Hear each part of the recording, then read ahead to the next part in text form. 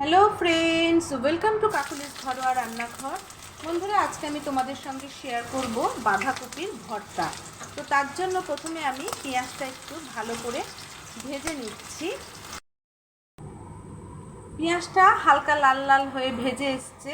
এবার দিয়ে দেব আমি কুচো চিংড়ি, একদম কুচো চিংড়ি, দেখতেই পাচ্ছ তোমরা।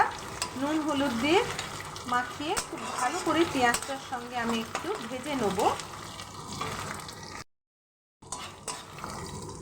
এই চিংড়ি বাছার কিছু নেই, শুধু ভালো করে ধুয়ে নিতে হবে, ধুয়ে নুন হলুদ মাখিয়ে ভেজে নিতে হবে। এই রেসিপিটা সম্পূর্ণ একটা নতুন রেসিপি। ভালো লাগলে বেশি বেশি করে শেয়ার করো এবং কমেন্ট করে আমাকে জানিও তোমাদের কেমন লাগলো। এবং অবশ্যই চ্যানেলটাকে, যারা ইউটিউব থেকে দেখছো তারা অবশ্যই চ্যানেলটাকে সাবস্ক্রাইব করে রেখো এবং ফেসবুক থেকে দেখলে অবশ্যই ফলো করতে ভুলো না। তো দেখো, পেঁয়াজের সঙ্গে চিংড়িটা খুব ভালো করে আমি ভাজা ভাজা করে নিয়েছি।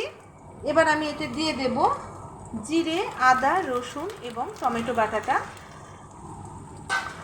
সঙ্গে দিয়ে দেবো একটা কাঁচা লঙ্কা। কাঁচা লঙ্কাটা খুব ঝাল, তাই আমি এখানে আধখানা কাঁচা লঙ্কা ব্যবহার করলাম।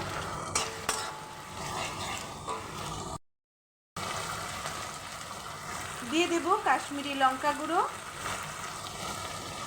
আর দেব স্বাদ অনুযায়ী লবণ। খুব ভালো করে ভাজা ভাজা হয়ে গেছে। এবার হালকা গরম জলে ভাপিয়ে মিক্সিতে পেস্ট করে নিয়েছি বাঁধাকপিটাকে। খুব ভালো করে এখন এই মশলা এবং মাছের সঙ্গে কষিয়ে নেব। তো রেডি কুচো চিংড়ি দিয়ে বাঁধাকপির ভর্তা।